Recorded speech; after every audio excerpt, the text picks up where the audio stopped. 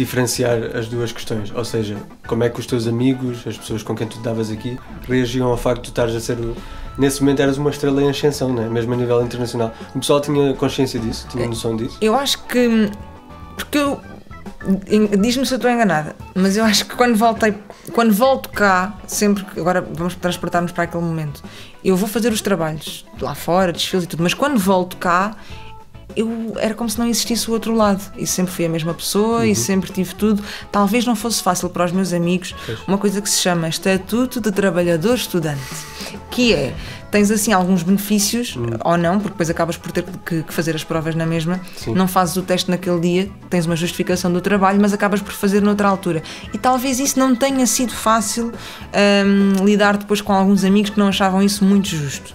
Eu acho que isso foi a parte mais difícil. Mas não sei se eles também não se deslumbraram muito, porque eu no fundo, lá está, evitava muito falar disso, e nunca fui eu a puxar o assunto do meu trabalho, dos meus desfiles, e nunca fui eu a trazer isso para cima da mesa. Se eles queriam perguntar, perguntavam, mas nunca foi assim aquele assunto. Caso contrário, não estava aqui connosco, Bruno, não é? Exato.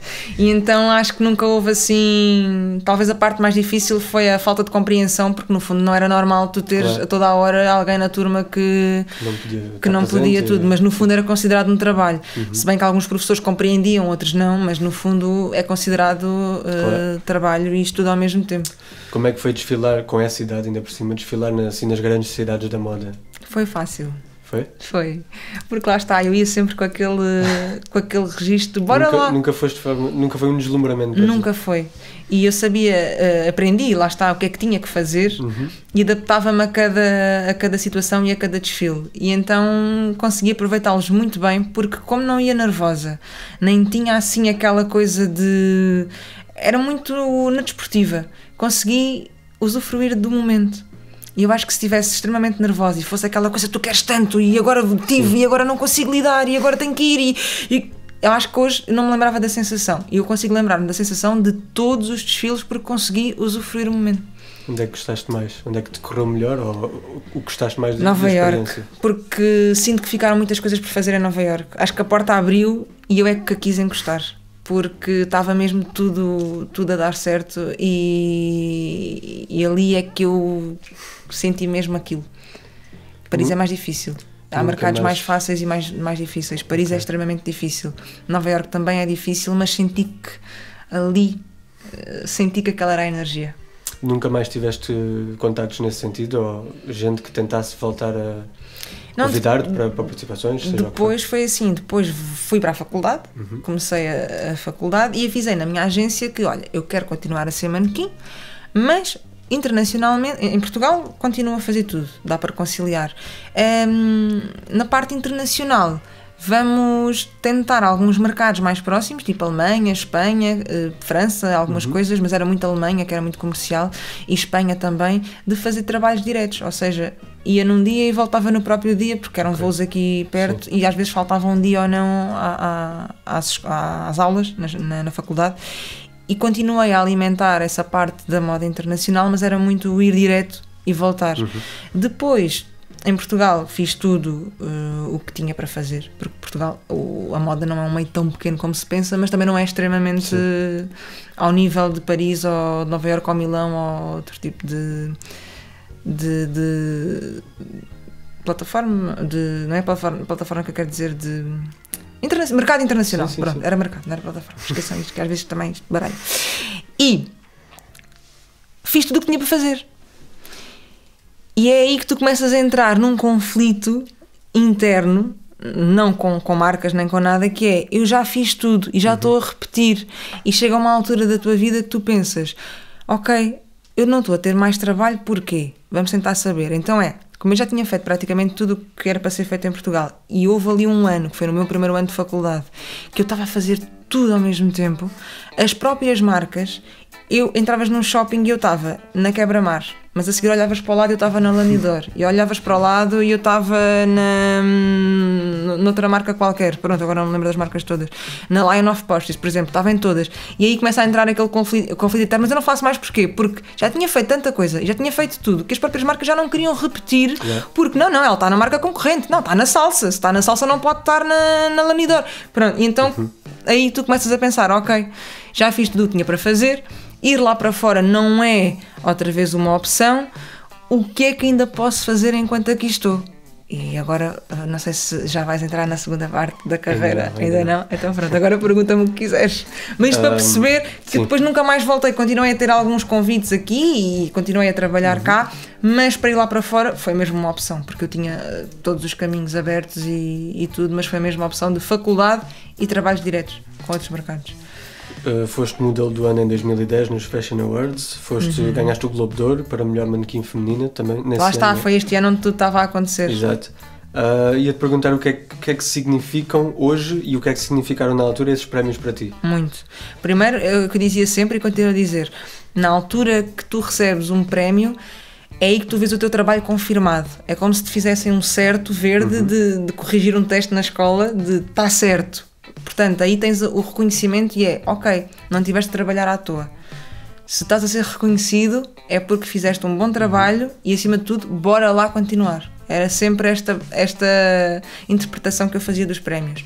O Globo de Ouro, sim, esse aí foi mesmo o prémio, porque é o conjunto de tudo. E é aí que tu vês, ok, tudo o que eu fiz, agora sim, está tudo reconhecido e aí é mesmo... A nomeação já era, mas o objetivo principal era ganhar o Globo e aí sim tu consegues ver. Pode ser uma passagem na tua vida, mas está concretizada, está feita e bem feita. E tiveste de nomear ainda outras vezes, não é? Tive. Sim. Havia algum estilista ou algum modelo que tu seguisses, que gostasses particularmente do trabalho e com quem depois vieste a trabalhar? Nacional tive a oportunidade de trabalhar com todos, agora já há novos, não é? Mas naquela época com todos os estilistas e os manequins mais que estavam na berra naquela altura e conheci-os e alguns até ficámos amigos. Internacionalmente sempre tive a Gisele como a minha referência de sempre, nunca a conheci, mas eu acho que na vida, um dia, ainda num aeroporto aí da vida, ainda me posso cruzar e conhecer a minha estrela e aquele exemplo que sempre tive, mesmo já não estando em moda agora a 100%, continuo a ter e que me vejo muito nela. E ainda agora, este verão que passou, li o livro dela e é incrível, não sei explicar. Leio ali coisas que são iguaizinhas às que me aconteceram, portanto é aquela referência que hei de ter sempre e que sempre tentei seguir assim os passos, nunca imitando, porque nunca podes imitar ninguém, porque nunca vais conseguir ser igual a essa pessoa, mas ter ali uma referência e é tipo a manequim da vida, para mim. O que é que mais te surpreendeu no mundo da moda? Bom e mau? Olha, isso é uma pergunta difícil. Mau, eu acho que eu não consigo tirar nada mau na carreira de moda. Porque há muita gente que não sabe lidar com o não. E eu acho que sempre consegui lidar com o não. E há muita gente que se faz esta pergunta e diz, o que é mau na moda? Levas com muitos nãos e levas mais nãos do que sims. E até pode ter acontecido isso. Só que como eu nunca dei muita importância ao não e à rejeição, não levo isso como uma coisa má. E é difícil encontrar assim uma coisa má, porque acho que tudo foram experiências, menos boas, principalmente a distância e tudo aquilo que passei, porque chegou uma altura em Nova Iorque que eu estava a caminhar na cidade dos meus sonhos, a ver à minha volta tudo o que queria ver, a viver onde queria viver, que tu pensas em miúda, não em moda, mas é a cidade dos sonhos, era Nova Iorque, mas depois estavas assim a sentir uma solidão, e eu acho que isso foi a parte menos boa de todo este percurso, e talvez não tenha conseguido fazer mais por não conseguir estar longe. E esse lado, não digo mal, mas é o menos positivo, é a solidão que se vive e o dia a dia sozinho que se passa. Esse é o lado menos bom. A parte boa, tudo, aprendes com tudo, mesmo apesar da solidão, aprendes a estar sozinho, a crescer, a lidar contigo, a teres que gerir tudo sozinho, a conhecer cidades de uma ponta à outra, de mapa na mão e correres tudo. Na altura não havia GPS e fazeres no dia anterior os mapas todos à mão de onde é que eram os castings, a lidar com pessoas diferentes todos os dias, de personalidades diferentes, de viajares, conheceres o mundo. Vou continuar a fazer uma lista gigante porque de coisas, tudo bom, porque aprendes sempre qualquer coisa e eu acho que não sou a pessoa que sou hoje se não tivesse que crescer tão rápido graças à moda. Mas certamente que, provavelmente, não sei se me vais dar razão ou não, mas haverá certamente muita gente dentro desse mundo que não tem a mesma forma de pensar que tu e não conseguia viver as coisas dessa forma, de uma forma tão positiva e tão otimista. Pessoas a quem a pressão pesa muito mais, a responsabilidade pesa muito. Tu viste isso acontecer com colegas tuas ou colegas teus? Vi colegas minhas principalmente, e também há muita maldade eu acho que quanto mais querem estas coisas, mais maldade existe também. Claro. Vi à minha volta, desde coisas que também me fizeram que eu era incapaz, porque vivia uma coisa de cada vez. Eu conto muito esta história, estar em Paris no apartamento de modelos e todos os dias, ao final do dia, vejam vocês como isto era no outro século, que nós recebíamos em fax os castings para o dia seguinte, e às 6, 7 da tarde começava a tocar o telefone com o fax e começavam a sair as folhas com os castings com o nome da manequim do dia seguinte. E cada uma depois ia lá ao fax apanhar os castings do dia seguinte, mas nem todas tínhamos os mesmos castings para os mesmos desfiles. E havia marcas que queriam umas e não queriam outras. E tinhas miúdas a roubar-te a folha para tu não fazeres o casting no dia seguinte, mega importante, e não saberes sequer. Isso aconteceu-me, roubavam-me as folhas de marcas, e lembro-me de ter castings muito importantes que talvez fossem um sonho fazer esse desfile, por exemplo Louis Vuitton ou assim, coisas mesmo muito de topo, e ter o sonho de querer fazer esse desfile, nem sonhar que tinha sido chamada para o casting, e no dia seguinte chegar à minha agência ao final do dia e perguntarem-me porque é que faltaste ao casting mais importante. E eu explicar que não faltei porque estavam ali as minhas folhas, e roubavam as folhas só para ficarem elas com esse lugar, como tantas outras coisas que aconteceram, de mentiras, que já não estás disponível, ou que dizerem que eu estava doente e não estava, e que não podia ir ao trabalho para ir aquela pessoa. Pronto, tens muita maldade também nesse meio, e sim, há pessoas que também se prejudicam os outros e prejudicam-se a elas próprias em todos os sentidos, a nível físico, pessoal. Eu ia-te perguntar, e vem na sequência desta pergunta, tu consideras que eras uma modelo diferente das outras, nesse aspecto? Ou da generalidade das outras? Eu acho que, por um lado, custa-me dizer isto, porque parece que estou a querer dizer o que fica bem ouvir, mas eu acho que sim, porque eu acho que não há segredo para este sucesso, mas se eu tiver que dominar, se eu tiver que, como é que eu devo dizer, arranjar, não sei a palavra certa, mas arranjar aqui um segredo, é isso, é ser diferente e ter as coisas, como disse há bocado, na estante ou na prateleira ou tudo. Agora vou fazer e volto a pôr e vou ali, tiro ali, está tudo muito arrumadinho. Sim, acho que sim. Tu já disseste muitas vezes também que não tinhas uma preocupação louca com comida, nem com nada desse género. Não, nem hoje. Dietas Zero. Loucas, nada disso. Os meus bookers de Nova Iorque não percebem português, portanto não vão perceber, mas eles diziam-me assim: não podes ter mais de... Depois mediam com a fita métrica, nós tínhamos de ter 86 de anca, não podes ter mais de 86 de anca, e escreveram uma vez numa folha 86, e só podem comer isto, isto e isto, e eu revoltava-me bastante com isso, porque eu sempre disse, enquanto tiver esta genética faço o que tiver a fazer de moda, mas quando me obrigarem a não ser aquilo que eu sou, meus amigos, então agora vou contar uma coisa. Eles diziam para nós comermos isto, e as miúdas ficavam muito assustadas, tipo na agência, sim, claro que sim, obcecadas e tudo. E eu saía da agência, descia à rua, ia sempre à Dunkin' Donuts em Nova Iorque, pumba, enfardava donuts, comia tudo, cappuccinos e não sei o quê, e não fazia nada do que me mandavam. Porque eu sempre tive esta postura que é, eu sou assim, ainda hoje não faço nada. Nunca tive uma única dieta na minha vida, nunca me preocupei com a alimentação. Talvez agora preocupe um bocadinho mais com a saúde, mas nunca fisicamente. Portanto, eles não estão a perceber nada do que eu estou a dizer, mas sim, eu saía, comia donuts, comia tudo e mais alguma coisa. E inscreveram-me uma vez no ginásio e eu não fui. Vamos pôr legendas aqui nesta parte. Porque eu era magra, sim, e para mim aquilo que eu era na altura já era extremamente magra e continuava a ter complexos com isso. E sempre fazia o contrário, tentar engordar e ganhar massa muscular, e para mim aquilo já era, portanto, ou me aceitavam como eu era e fazia o que tinha a fazer, ou eu também não ia, já me sentia mal como era, emagrecer ainda mais, psicologicamente eu não ia estar bem, portanto nunca fiz isso. E tu fazias desporto? Depois parei completamente, não fiz mais nada, porque ainda hoje tenho muito esse chip de se eu fizer alguma coisa vou emagrecer. É o contrário de toda a gente. E no pádel? Mesmo aí já perdi, verdade, perco, juro, porque eu não posso dar uma corrida para o autocarro, a correr para apanhar o autocarro, que no dia a seguir já perdi peso. Isto é exagerante, estou a brincar, mas é um bocadinho assim.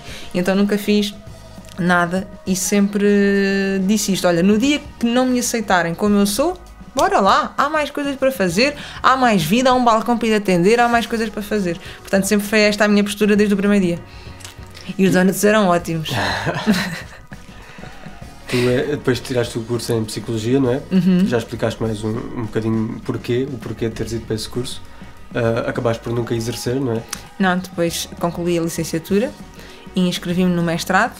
Depois entrei no mestrado de Neuropsicologia, noutra faculdade, e eu queria dar seguimento, mas é aí que depois tudo acontece e surge aqui esta nova área, exato, que aí tive mesmo, já em adulta, que meter as duas coisas na balança e fazer aqui uma escolha difícil, mas acabei por fazer a escolha certa, porque eu sei que o curso posso sempre voltar quando eu quiser, não temos idade para estudar, portanto não há assim um limite de idade para te inscreveres numa faculdade novamente, tenho ali o curso congelado e sei que sempre que eu quiser vou lá.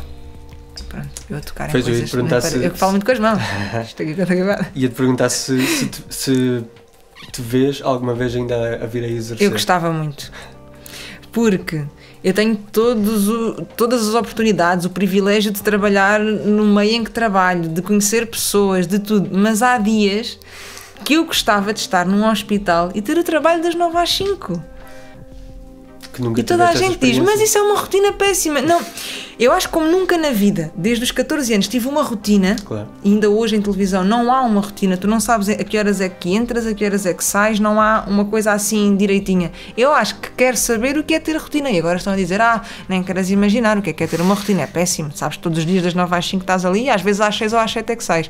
Mas eu acho que por nunca ter conseguido ter a minha vida programada, e não te saber dizer se amanhã posso estar aqui a falar contigo, porque nunca sei a que horas é que entro e a que horas é que saio, às vezes tenho essa curiosidade de ter uma coisa certa àquela hora e que sai àquela hora e estou a fazer sempre aquilo.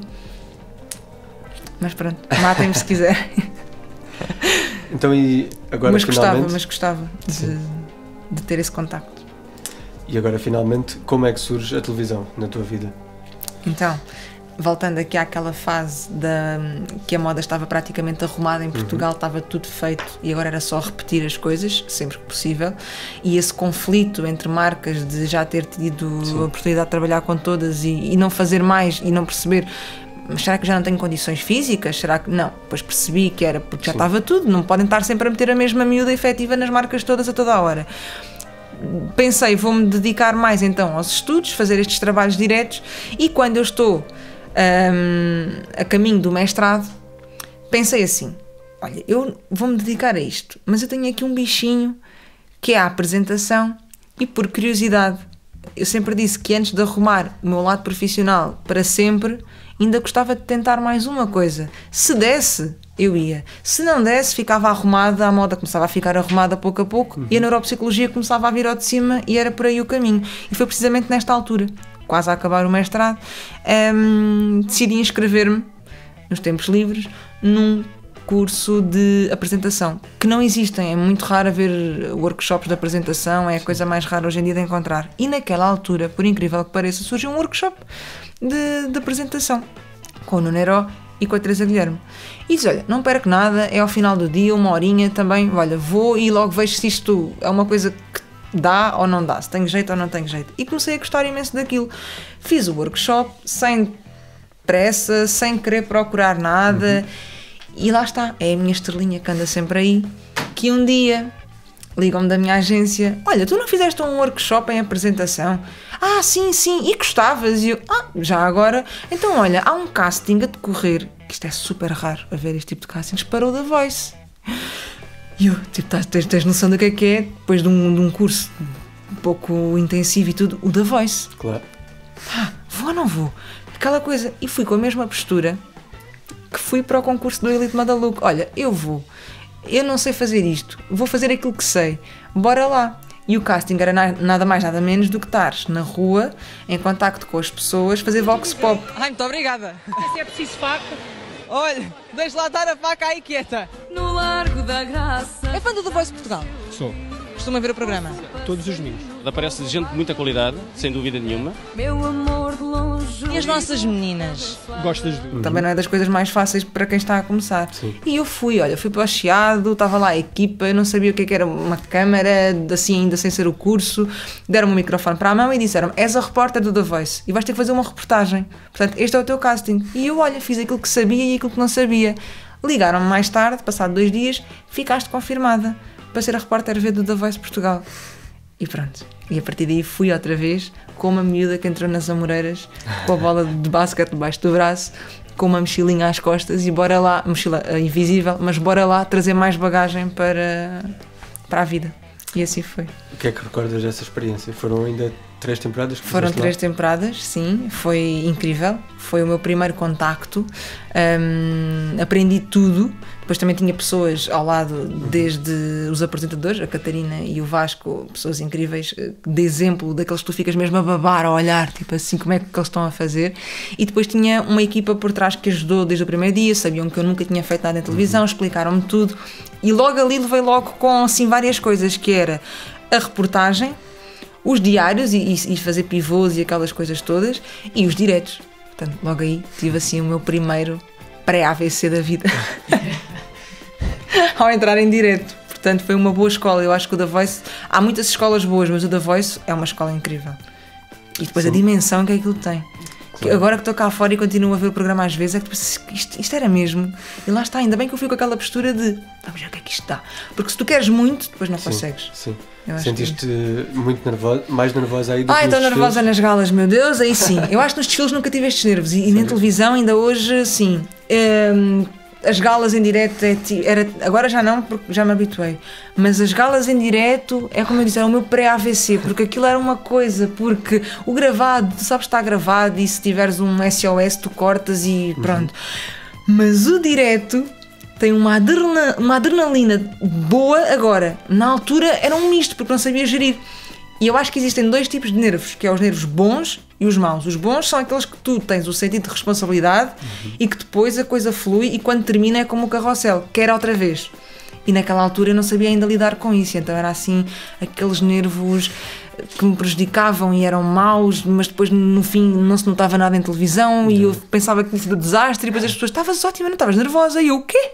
Estava quase a morrer? E vocês dizem que eu não estava. É o chamado síndrome de REC, né? Quando carregamos no botão, esquece. Está no ar. Não, para mim o pior ainda hoje mexe aqui, naquela altura era mesmo ficar azul, verde, cor-de-rosa, das mesmas cores. Que é quando estás quase a entrar em direto e aí estás completamente sem rede, mesmo que seja 1 minuto ou 2 ou 3 de direto, que aquilo eram diretos pequeninos, sim, mas tu sabes que está toda a gente a olhar para ti, claro, e não podes permitir a margem de erro. Isto já sou eu também a falar do meu lado perfeccionista e de querer tudo perfeito. Claro que podes errar, ninguém te vai julgar por isso, és nova, estás a começar, toda a gente compreende, mas o teu lado pessoal não posso falhar, e isso mexe muito. Mas a contagem decrescente para entrar no ar até entrar o genérico do programa, esquece, é assim uma coisa que ainda hoje sentes aqui e não sei explicar, mas depois é bom quando tudo acaba, é assim, quero outra vez. Nunca foste para o YouTube? Naquelas coisas de acho que não. apanhados de não sei, diz-me tu, não sei, não, acho que não. Não encontrei, também não procurei. Não, acho que não. Neste momento acho deixaram de ver o vídeo e foram para o YouTube procurar os meus bloopers ou coisas. Exato. Não, acho que não. Está tudo... Não tenho acho ideia. Que não quero. Está bem? Não quero. Não tenho ideia de teres assim erros. Eu via muito The Voice na altura. Por acaso agora já não estou a ver muito, mas na altura via e acho que estiveste muito bem. Pronto, agora é a parte crítica que a pessoa vai ver e diz: podia ter feito isto de outra maneira. Claro. Quem eras tu? Exato, Disseste aquilo assim. E na altura vias, ou seja, quando era gravado ias para casa ver. Ao início não queria ver, e mesmo em moda, eu ao início não abria as minhas revistas. Eu fazia a sessão fotográfica e os meus pais compravam a revista e eu não queria ver. Porquê? Porque isto é o meu lado mais crítico, que é, eu não quero ver porque eu sei que vou ver e vou encontrar defeitos, claro, e vou ficar triste por não ter feito a 100% sim, mega profissional e perfeito. Eu penso da mesma forma. E então o The Voice era muito isso, que era, eu fazia e não via, mas em televisão tu não podes não ver. Pois. Numa fotografia aprendes, se fores ver com aquela pose, mas em televisão não pode ser, tens mesmo que ver, porque aquilo que tu sentes depois não é o que estás a passar. E se tu fores ver, se calhar não foi tão mal como tinhas pensado, ou se calhar há ali coisas que tu podes fazer de maneira diferente, ou muitos tiques que às vezes tu não achas que estás a ter e com os nervos tens. E hoje que estamos a gravar isto, e quando eu for ver para o YouTube penso, mas porquê estás a falar com as mãos, mulher? Para! É mais ou menos isto. E foste corrigindo muita coisa ao longo do tempo? Sim, eu acho que depois, e teres alguém de fora, mas que perceba da área, que te possa dar também alguns conselhos nesse aspecto, é muito bom. E nisso eu sempre tive o Rui ao lado, que não sendo apresentador, ser mais ator, mas também passou por algumas experiências, e estando em contacto com o meio, e ao mesmo tempo conhecer-me no lado mais pessoal, consegue também dar aquelas dicas de onde é que podes limar ali algumas coisas. Isso é bom. Em termos de televisão, de pessoas que trabalhassem contigo na altura, tiveste assim alguém que tu possas dizer que foi tipo mentor, que te aconselhava muito? Eu não consigo nunca escolher assim uma pessoa. Eu acho que desde o primeiro dia das aulas com a Teresa e com o Nuno, eu comecei a criar a minha mochila invisível e fui apanhar um bocadinho, ainda hoje apanho um bocadinho de cada um e meto cá para dentro, e depois faço o meu percurso e quando preciso tiro um bocadinho de cada um. Não considero assim uma pessoa que... o padrinho ou a madrinha, como se costuma chamar, sim, não é? Sim. Não, eu acho que tiro um bocadinho daquilo que quero tirar de cada um. Tu fazes essas 3 épocas, não é? No The Voice. Sim. Foste fazendo outros programas na RTP também. Sociedade Recreativa. Esse foi logo depois do primeiro projeto pós The Voice que surgiu, de reportagens. E aí também aprendi muito e tive algum tempo na Sociedade Recreativa. Sim. Até sair da RTP. E esse foi outro desafio, porque o The Voice era aquilo que nós estamos habituados, não é? Galas, os diários, algumas reportagens. No Sociedade aprendi muito também porque eu aí tinha que construir a minha própria reportagem. Éramos vários apresentadores, tal como agora no Fama, mas nós é que construímos as nossas histórias, a nossa reportagem é só nossa, não tens ninguém. Enquanto no The Voice tens um apoio de perguntas e o tema, e vamos fazer isto, isto, ali és tu. Tens um evento, tens isto, tens estas pessoas, constrói. E é um bocadinho agora o que estou a fazer. E aí é uma escola também muito, muito boa. Um desafio também diferente, não é? E aí aprendes muito, sim. E depois, em 2018, não é? Mudas-te para a SIC. Como é que isso aconteceu? Foste tu que quiseste sair da RTP? Naturalmente, outra vez. Naturalmente, tinha recebido a notícia que não ia fazer o The Voice outra vez, porque normalmente eles mudam de ano a ano. No meu caso, eu fiquei 3 anos a fazer de repórter V e já estava na altura também de dar um refresh ali ao programa. E avisaram-me, olha, obrigada por tudo, mas desta vez, e é compreensível, a pessoa não pode ficar para sempre num projeto e temos que dar também a oportunidade a outras pessoas, mas tive o privilégio de lá estar as 3 edições, foi maravilhoso.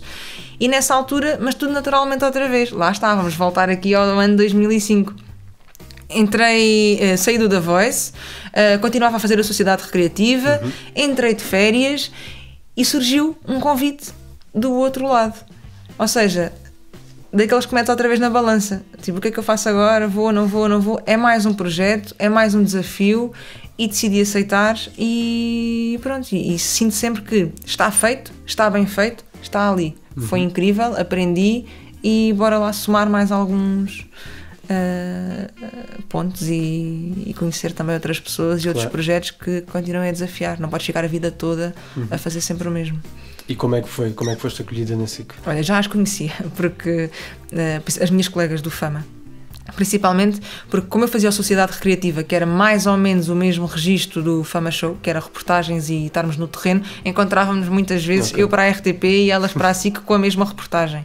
E a adaptação foi fácil, primeiro porque já conhecia as minhas colegas e depois porque eu fui fazer no fundo a mesma coisa, mesmo entre aspas, que já fazia no Sociedade Recreativa, só com um formato um bocadinho diferente.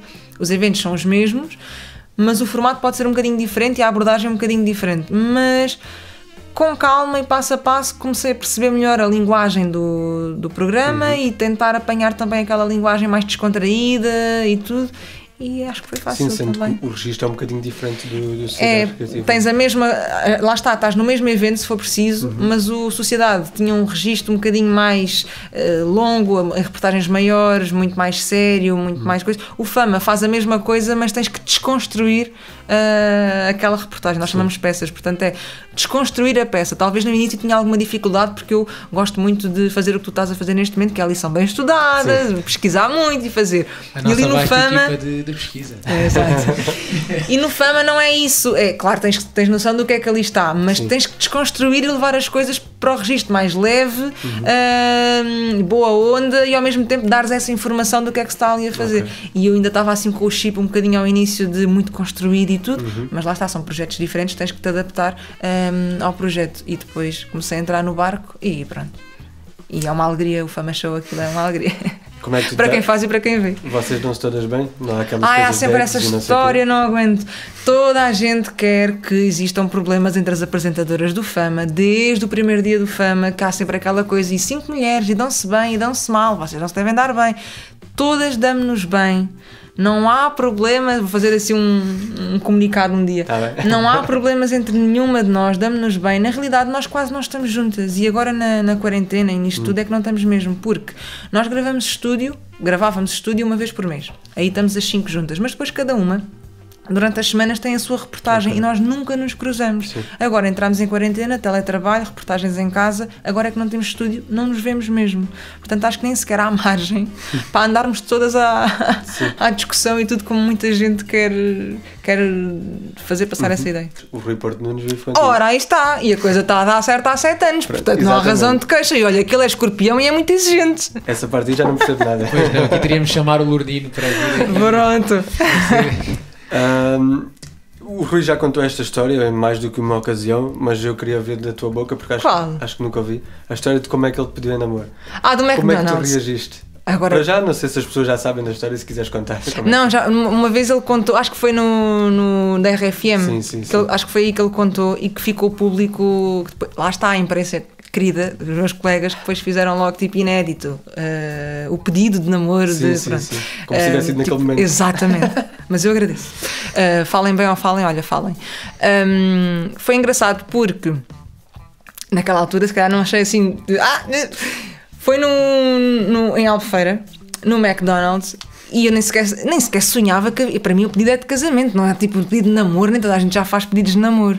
E então um dia estávamos no McDrive, mega publicidade ao McDonald's, estávamos no McDrive e dizia lá, faça o seu pedido. Foi isso que ele contou, faça o seu pedido aqui.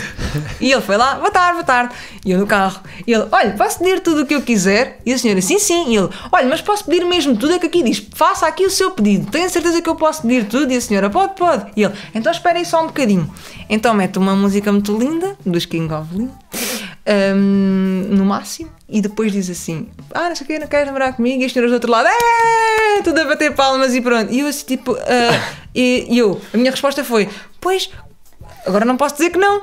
Foi tipo assim, fiquei mega vermelha e mega encavacada como estou neste momento agora. E então foi tipo uma brincadeira que depois tornou-se mesmo a graça e a história de contar de que o pedido de namoro foi assim. Mas eu acho que nem ele tinha sequer programado um pedido de namoro. Aquilo foi pela graça e pela... Olha, deve ter visto aquilo e disse, faça aqui o seu pedido, e fez. Foi assim pela graça. Sim, vocês já eram amigos há algum tempo, não é? Há alguns anos? Não, nós tínhamos nos conhecido em 2006, eu acho que um ano depois de 2006 ou 2007, 1 ano ou 2 anos depois de ter começado em moda, mas tipo apresentados assim entre amigos em comum. Olá, o Rui, olá, a Jani. Olá, tudo bem? Pronto. E mas nunca mais nos vimos. Numa ocasião normal ou já tinham bebido? Não, numa ocasião normal, mas não depois... estavas em Marília, não estavas em modo... Como é que sabes da Marília? A nossa equipa... Explica-nos lá quem é a Marília. Estou a ficar vermelha agora. Sim, mas isso depois edita-se. Não, podia estar em modo Marília e aí... Mas acabo com a história do Rui?